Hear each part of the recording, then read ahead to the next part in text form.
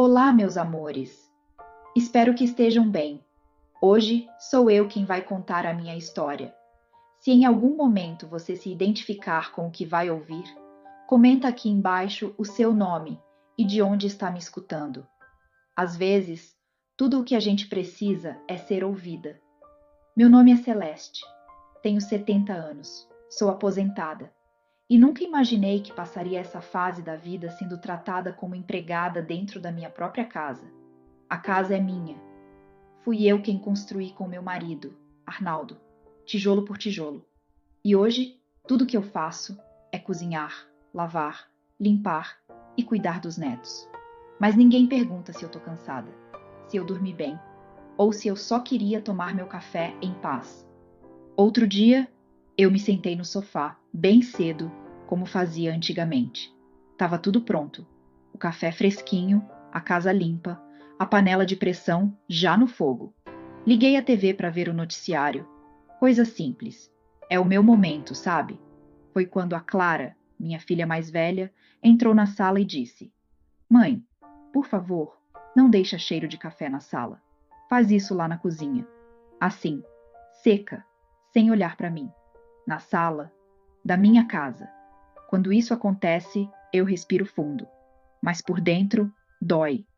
Dói porque eu não sou mais chamada de mãe com carinho. Sou chamada quando o feijão queima, quando o neto faz bagunça, quando falta açúcar na marmita.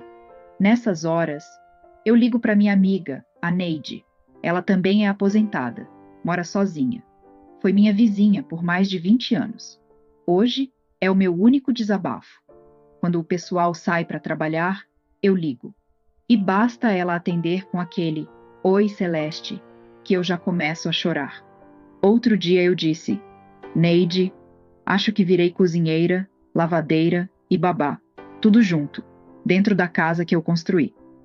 Ela ficou em silêncio por uns segundos e depois disse: Celeste, você não virou cozinheira, você virou invisível. E isso, minha amiga, é violência disfarçada de rotina. Eu pensei que era só uma fase. Sabe quando você vai se convencendo de que é só um tempo? Depois que o Arnaldo faleceu, eu fiquei muito sozinha. A Clara veio com aquele discurso bonito de a gente cuida da senhora. Me chamou para morar com ela, mas a casa era a minha. Só que ela nunca falava isso para ninguém. Dizia para os outros: agora a mãe está morando aqui comigo. Como se eu fosse hóspede, como se fosse ela quem me acolhia, e não o contrário.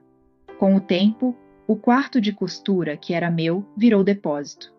Meus livros foram parar em caixas, e minha poltrona antiga, onde eu fazia crochê, foi jogada fora porque estava feia.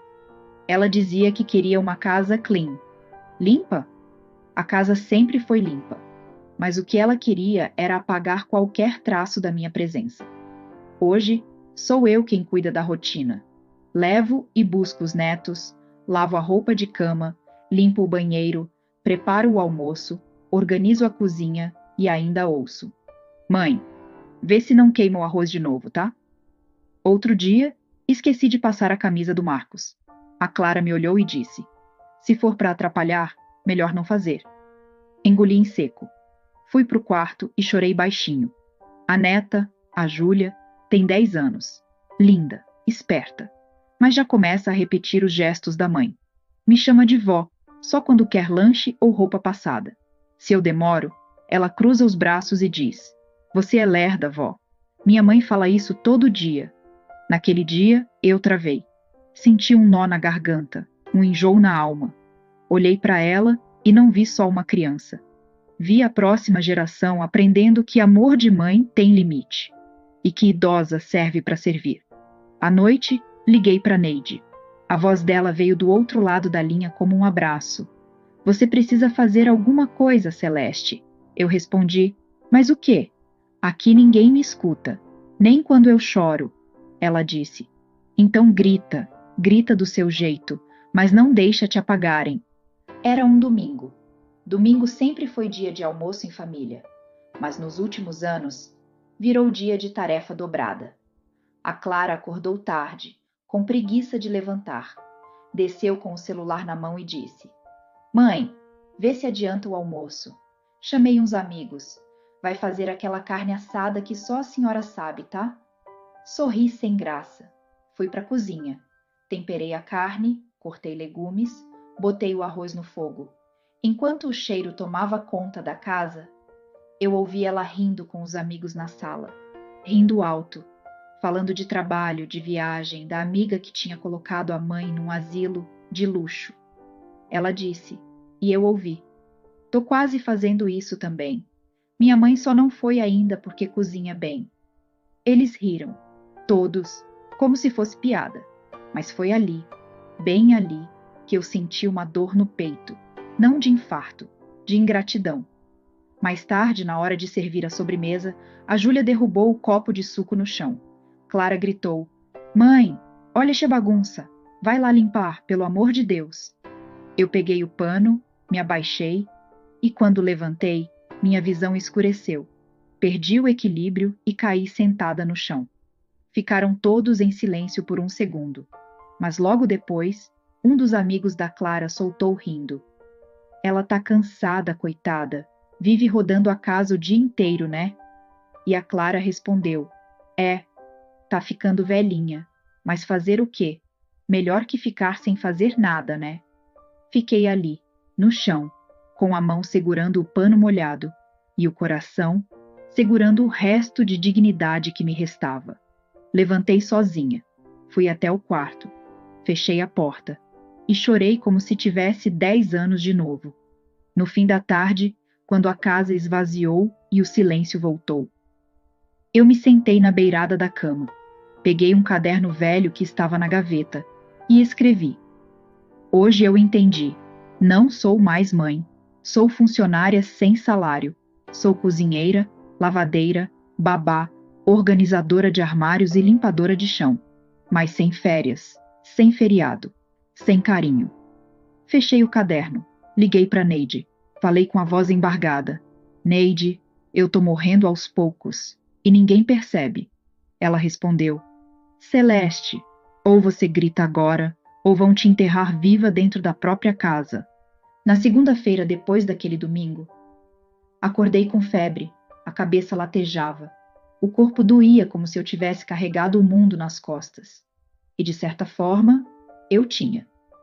Mesmo assim, levantei, fiz café, dobrei a roupa das crianças, tentei preparar o almoço, mas a vista embaçava. Foi quando Clara apareceu na cozinha. Me viu sentada, suando frio, com as mãos tremendo, e perguntou impaciente: Mãe, o que aconteceu agora? Eu respondi baixinho: Acho que peguei alguma virose. Tô meio tonta, vou só deitar um pouco. Ela cruzou os braços, suspirou alto e disse: Ai, mãe, logo hoje? Tenho 1000 coisas para resolver. Vai pro quarto, toma um dipirona e descansa. Mas vê se não me deixa na mão, tá? Fui pro quarto. Me deitei com o corpo ardendo, os olhos pesados. Passei o dia ali, sozinha. Ninguém veio ver se eu comi, se a febre passou, se eu precisava de alguma coisa. No fim da tarde, ouvi os passos de Clara no corredor.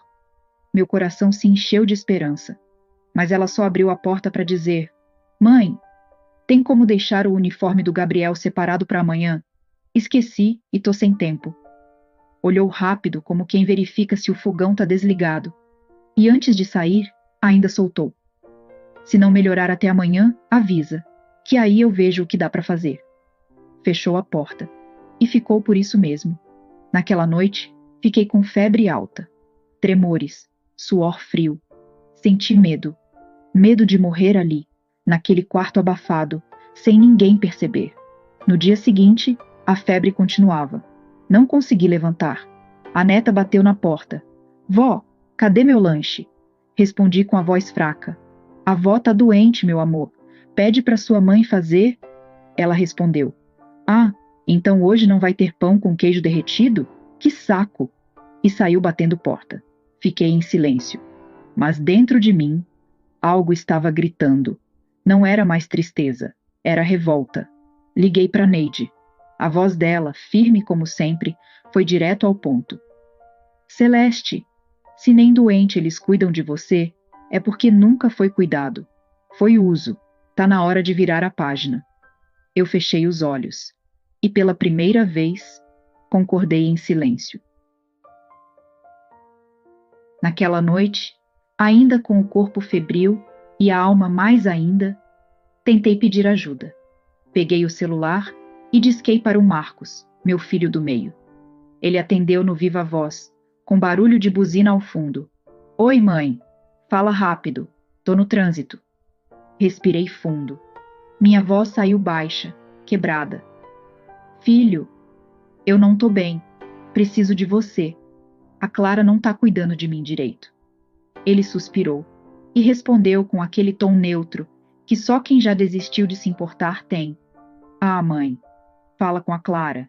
Ela que tá aí com você, né? Eu já tô cheio de coisa aqui. E desligou. Assim, sem perguntar se eu tinha comido. Sem perguntar se eu precisava de um médico. Sem perguntar nada. Tentei a Bianca, minha filha caçula. Mandei mensagem. Filha, a mãe tá com febre há 2 dias. Sozinha. Preciso conversar. Horas depois, recebi. Ô mãe, não começa drama. A Clara tá aí, né? Então relaxa. Tô numa correria aqui. Não começa drama. Foram essas as palavras. Ali, naquela cama úmida, com o corpo doente e o coração vazio, eu entendi. Eu era mãe de 3, mas me sentia como se não tivesse nenhum. No dia seguinte, Clara passou pela porta do quarto. Nem olhou para mim. Só disse de relance. Melhorou? Espero que sim, porque tenho um evento à noite. A senhora precisa cuidar das crianças. Foi nesse instante, bem nesse, que algo dentro de mim mudou. Levantei com dificuldade. Fui até o armário. Procurei minha bolsa, aquela que Clara havia escondido para não perder os documentos. Revirei cada canto. E quando encontrei meu RG, meu cartão do banco e minha carteira do SUS, foi como se tivesse encontrado um pedaço de mim mesma. Liguei para Neide. Amiga, é hoje. Eu vou sair daqui. Do outro lado da linha, ela não chorou, não gritou. Apenas disse: Vai, Celeste. Vai antes que seja tarde. Antes que você desapareça de vez. Na manhã seguinte, me levantei cedo. O corpo ainda doía. A cabeça latejava. Mas o coração estava decidido. Esperei a casa esvaziar. Clara saiu apressada para o trabalho. As crianças foram deixadas na escola. Aproveitei o silêncio. Tomei um banho com calma. Me olhei no espelho. Ali, vi alguém que eu quase não reconhecia. Mas ela ainda estava ali. Eu ainda estava ali. Peguei minha bolsa. Enfiei os documentos, o cartão do banco, o caderno onde escrevi meu desabafo. E saí pela porta da frente, sem deixar bilhete, sem olhar para trás.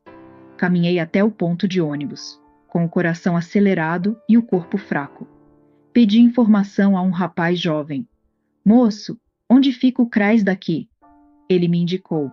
Agradeci. E fui. Esperei na fila por quase 1 hora, em pé, com as mãos trêmulas e o estômago vazio. Quando me chamaram, entrei na sala da assistente social. Ela era jovem, tinha olhos atentos. Sentei devagar. Abri a bolsa, peguei o caderno e comecei a ler. Me chamo Celeste. Tenho 70 anos. Moro na casa que construí, mas vivo como empregada. Cozinho, limpo, cuido dos netos e sou tratada como incômodo. Meus filhos me ignoram. Minha filha me humilha. Estou doente e ninguém me vê. A assistente social não me interrompeu, apenas ouviu. Quando terminei, ela se inclinou para frente e disse: Dona Celeste, a senhora foi ouvida. Agora a gente vai agir. Saí de lá com encaminhamento para atendimento psicológico, contato da Defensoria Pública e um papel na mão que dizia: Atendimento prioritário, idosa em situação de vulnerabilidade. Naquele papel, tinha mais valor do que nos últimos 5 anos dentro da minha própria casa. Na saída, liguei para Neide. Ela atendeu com a voz emocionada. Deu certo? Eu respondi. Deu o primeiro passo. Agora eu sei. Eu existo. e não vou mais ser apagada. Naquela mesma tarde, fui ao banco. Esperei na fila com a identidade na mão e a coragem no bolso. Quando fui atendida, falei com firmeza. Quero cancelar a conta conjunta com minha filha. Quero um novo cartão. Quero a senha só comigo. O atendente arqueou as sobrancelhas. A senhora tem certeza? Pode causar conflito familiar. Eu olhei nos olhos dele e respondi. Conflito não é isso. Conflito é viver apagada. O que eu tô fazendo é me acendendo de novo. Ele não disse mais nada. Fez o que pedi. Saí de lá com um envelope nas mãos e o coração mais leve.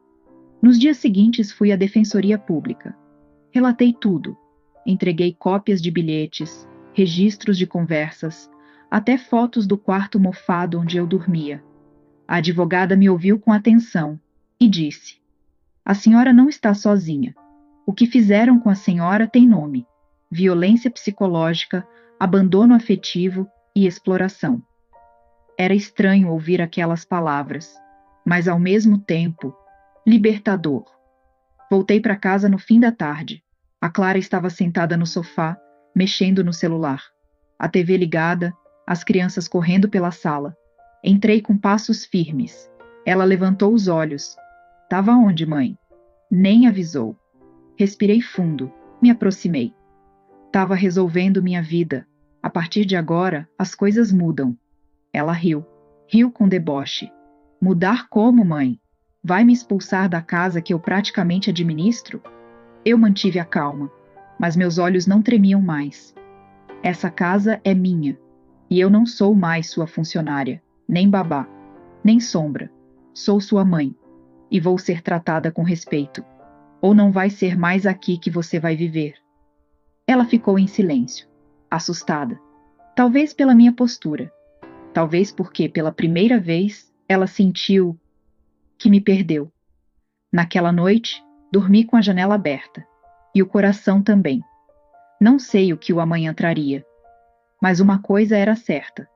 Eu não era mais a empregada da minha própria casa. Eu era de Celeste, a mulher que voltou a existir. 2 dias depois que enfrentei a Clara, ela recebeu a notificação da defensoria. A expressão dela mudou. Gritou. Disse que eu era cruel, que não fazia sentido eu levantar acusações contra a própria filha. Eu não respondi. Apenas fui até a sala. Sentei no meu sofá e liguei o noticiário. Meu café estava quente. Minha dignidade, mais ainda. No dia seguinte, Clara arrumou as malas. Saiu batendo porta. Levou as crianças, os gritos e o silêncio frio com que me tratava todos os dias. A casa ficou quieta. E eu, pela primeira vez em anos, escutei minha própria respiração com paz. 2 semanas depois, Marcos apareceu. Veio com cara de espanto, segurando o celular. Mãe, a Clara disse que você tá com crise de loucura. O que tá acontecendo? Eu pedi para ele sentar. Contei tudo. Mostrei os papéis, os relatos, as fotos do meu quarto, os áudios salvos. Ele calou, engoliu em seco e disse: Me perdoa. Eu devia ter visto, mas eu estava ocupado demais. Comigo mesmo. No fim de semana seguinte, Bianca chegou de viagem. Me abraçou forte, com os olhos marejados. Mãe, eu achei que você estava bem. A Clara sempre dizia que a senhora estava sendo cuidada. Eu olhei nos olhos dela. Cuidada? Eu estava sendo usada. E vocês deixaram isso acontecer. Ela chorou. Eu falhei com você, mãe, mas ainda quero ser sua filha, se você permitir. Foi nesse dia que a Neide veio me visitar. Trouxe um bolo de fubá e uma orquídea cor-de-rosa. Nos sentamos na varanda. O sol batia manso. Meus 2 filhos, agora atentos, ajudavam a arrumar a casa. E a Neide disse, baixinho, ao meu lado: Você venceu, Celeste. Não por brigar, mas por não aceitar morrer calada. Hoje, minha casa tem o cheiro de bolo no forno. Tem silêncio, tem música de rádio AM, tem crochê no sofá e tem respeito. Se os filhos voltaram a ser filhos, aos poucos, talvez sim, mas agora eu não dependo disso, porque eu sou Celeste. a mulher que voltou a existir. Se você ouviu minha história até aqui, comenta seu nome e de onde me escuta. E se você conhece alguma celeste por aí, não vire as costas. Ouça, cuide, respeite, porque mãe nenhuma nasceu para ser empregada, e nenhuma idosa merece ser invisível.